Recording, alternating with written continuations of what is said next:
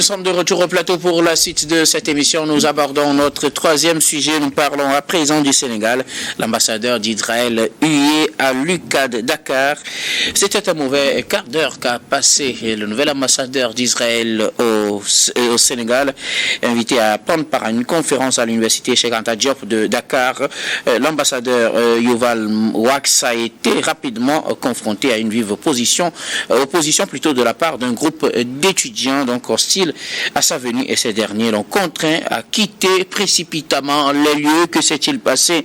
Pourquoi ces étudiants ne veulent-ils pas de l'ambassadeur d'Israël? Nous en parlons avec nos invités. Je commence par vous, Daimou Bodi. L'ambassadeur d'Israël n'a pas... Je commence plutôt par Constant Léo, si vous permettez.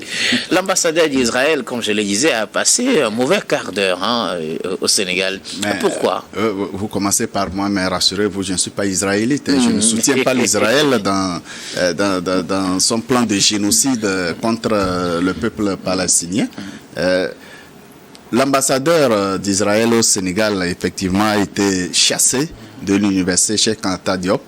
Il a dû quitter précipitamment on peut dire qu'il a été extirpé. Parce que le groupe d'étudiants qui appartient au mouvement Sénégal-Palestine ne voyait pas d'un bon œil la présence même de cet ambassadeur à l'université pour discuter d'un thème engageant les relations entre les pays, les relations internationales. Vu le massacre des Palestiniens dans la bande de Gaza depuis un certain temps, sous le regard indifférent des puissances qui se veulent garantes de la paix dans le monde. Et d'ailleurs, avec leur soutien complice et coupable. Oui, parce que toutes ces puissances qui soutiennent Israël, qui fournissent les armes à l'Israël et qui ne condamnent pas les actions israéliennes dans la bande de Gaza sont tout autant responsables et coupables que l'Israël lui-même. Alors, ce groupe d'étudiants entend, comme les autres organisations à travers le monde, ce n'est pas seulement au Sénégal qu'il y a de ces groupes anti-israéliennes qui, disons, pas anti-israéliennes en tant que telles, mais qui s'opposent au massacre, au génocide que l'Israël commet dans la bande de Gaza. Les Sénégalais ont insisté, le groupe d'étudiants sénégalais a insisté, obtenu le départ de l'ambassadeur d'Israël pour marquer leur désapprobation de ce qui se passe comme génocide dans la bande de Gaza. Ceci interpelle le pouvoir sénégalais d'abord, ensuite l'opinion internationale sur cette situation. Cela nous montre clairement quelle est la véritable couleur de nos hommes qui se veulent détenteurs de la civilisation qu'ils apportent aux autres peuples. Alors, voilà le peuple désigné de Dieu, le peuple de Dieu qui se donne le pouvoir d'exterminer les autres créatures de Dieu. Et là, on veut nous faire croire que c'est ce peuple qui est béni et que les autres ne devraient pas exister au nom de l'amour de Dieu. Est-ce qu'on a dit que ce peuple est béni et que les autres ne devaient pas exister? Mais la Bible nous dit que c'est le peuple béni de Dice qui extermine les autres peuples au nom de l'amour de Dieu. Là, est-ce que c'est la raison pour ce qui se passe entre Israël et Gaza? Mais quelle raison? Quand vous prenez toute l'histoire de l'Israël et de la Palestine, c'est Dieu et ceux qui ne sont pas fils de Dieu. Du début jusqu'à présent. Alors, je reviens au sujet pour ne pas trop diverger là-dessus. Pourquoi les étudiants prennent une telle position alors qu'on sait que ce conflit effectivement a suscité des réactions? C'est vrai, des manifestations ont eu lieu au Sénégal, dans d'autres pays, mais pourquoi le sort de la Palestine semble dans ce cas être aussi farouchement défendu par les étudiants, et pourquoi jusque-là le Sénégal a du mal à prendre une position officielle pour qu'on sache clairement qu'il est de tel côté ou de tel autre côté? Aujourd'hui, le monde est devenu planétaire. Et ce qui se passe dans un coin du monde touche toutes les populations du monde. Et les étudiants sénégalais qui se sont mobilisés se sont sentis meurtris dans leur amour propre, vu les massacres qui se passent dans la bande de Gaza. C'est la raison. Maintenant, si la diplomatie sénégalaise traîne à prendre ses responsabilités et dénoncer, d'ailleurs, les autres organisations l'ont déjà fait. Lorsque vous prenez l'université de Harvard, je pense bien aux États-Unis, il y a eu déjà une manifestation pareille. En France, il y en a eu également. Donc, c'est à travers le monde, malgré la faiblesse, le manque de moyens de ces organisations, le manque de pouvoir de décision de ces organisations, quand même l'expression de soutien à un peuple meurtri a été, ces manifestations ont été plusieurs à travers le monde. Faut-il lire à travers cet acte la position officielle du Sénégal, même si le Sénégal ne se prononce pas officiellement? Pas une position officielle du Sénégal, vous l'avez bien dit, c'est une organisation des étudiants qui se sont exprimés. Alors, que cela intègre la position de la diplomatie sénégalaise et sa position vis-à-vis du problème israélo-palestinien, ça, nous attendons de voir l'attitude du pouvoir sénégalais. Pour le moment, ce sont des organisations qui n'ont pas de pouvoir de décision, qui expriment leur solidarité, leur pensée, leur soutien au peuple meurtri de Gaza. Merci beaucoup. À vous, Constant Lemou, Eric voudrait réagir, mais bien avant d'arriver à vous, Eric, permettez que je revienne à Daimou. Daimou, des étudiants ont obligé l'ambassadeur d'Israël à quitter l'université Cheikh Anta Diop de Dakar mardi dernier. Oui, je crois que voilà, les étudiants du Sénégal ont fait pour eux, en tout cas, ce qu'ils trouvent normal. Vous savez, la diplomatie diffère des réalités. Ça diffère de ce que pense la population. Sur le plan diplomatique, je trouve que c'est un acte grave. Parce que là, le Sénégal n'a pas de problème avec l'Israël.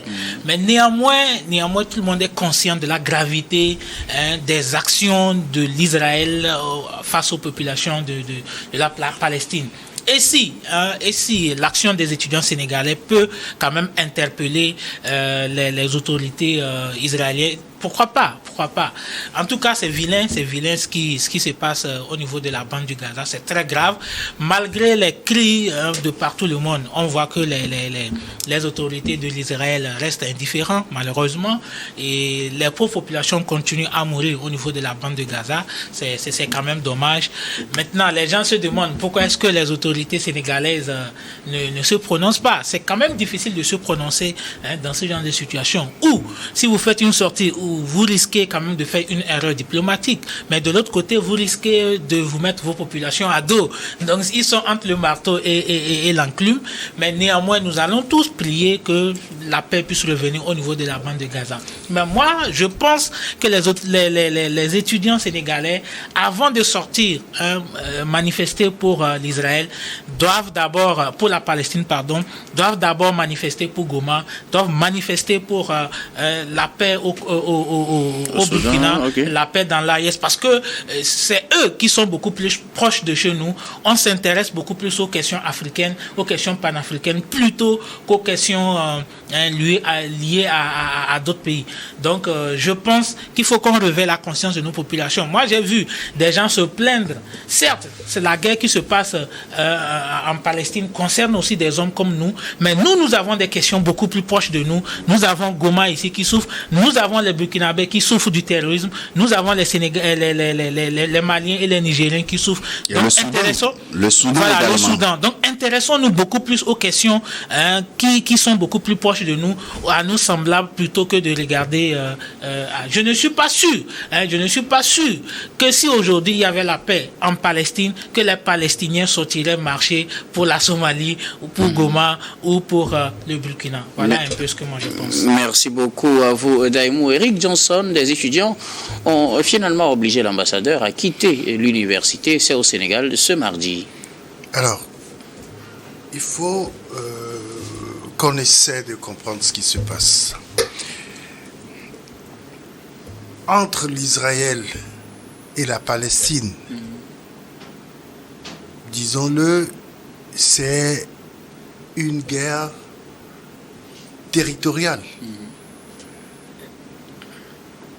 Depuis longtemps, l'Israël est accusé d'annexer des parties de la Palestine.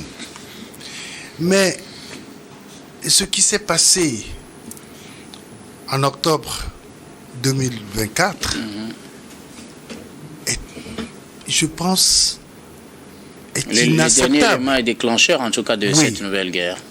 Est inacceptable. Quand vous avez des populations qui se réunissent pour se réjouir ou fêter, et que les gens viennent tirer sur eux à bout portant, tuant une bonne partie et séquestrant une autre partie, enlevant des familles, je crois que c'est une situation d'abord inacceptable. Pour tout État, je ne pense pas que si cela se passait au Sénégal, que les Sénégalais allaient accepter cela, quelle que soit la situation. Il y a des moments où il y a eu des crises entre la Mauritanie et le Sénégal. Et pourtant, c'est des peuples qui se retrouvent toujours.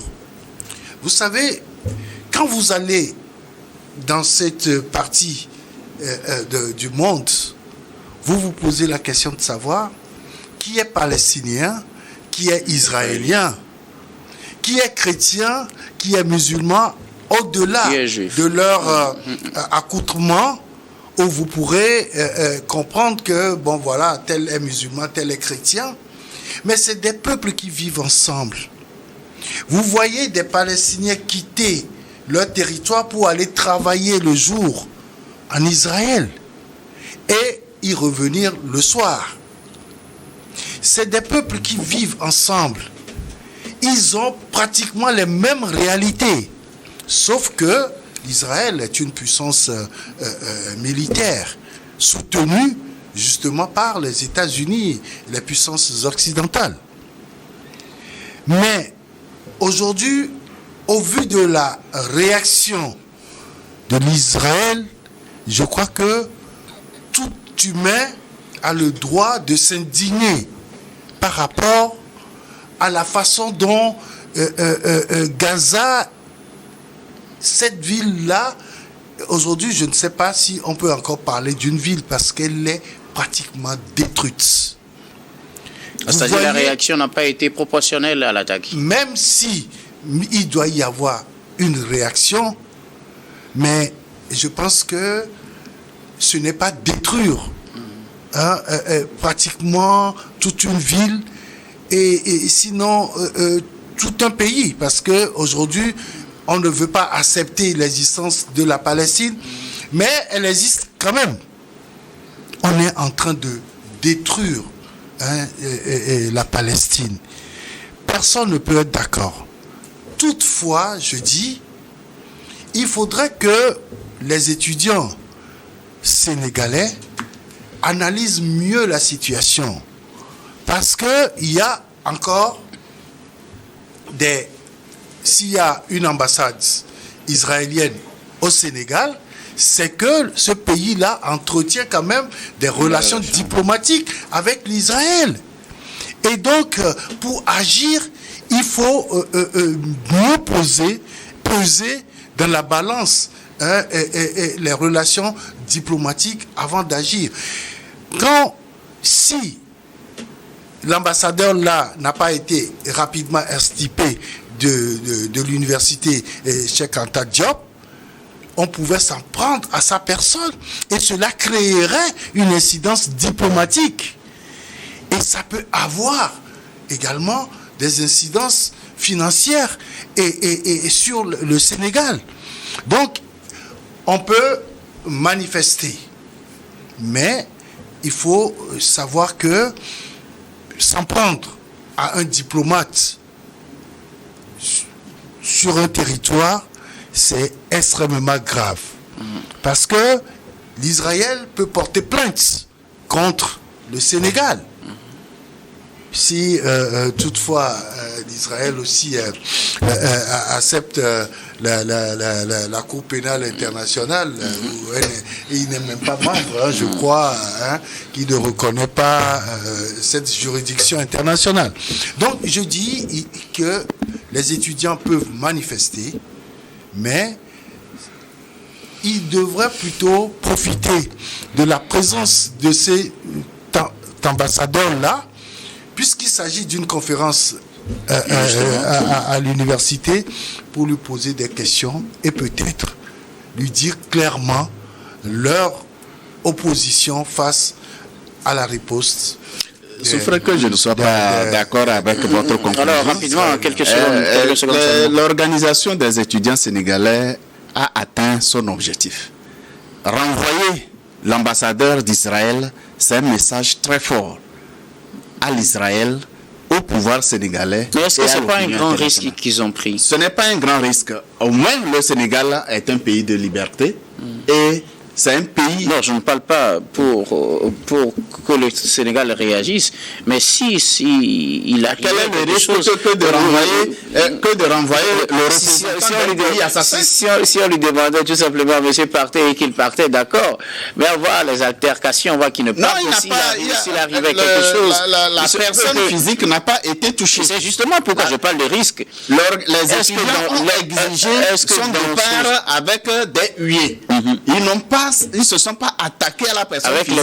Avec les mouvements de foule, est-ce qu'il n'y avait pas un risque que ça déborde? Mais s'il n'y avait pas ce mouvement de foule, ça ne l'obligerait pas à partir. Ah oui, il fallait ce mouvement de foule pour l'effrayer, pour qu'il quitte. Et c'est un message très fort pour l'Israël et ses soutiens. Merci beaucoup à vous tous pour vos contributions. Nous allons marquer une nouvelle pause, puis on reviendra tout à l'heure pour la dernière partie de cette émission. Dernière partie que nous allons bien évidemment consacrer au Togo.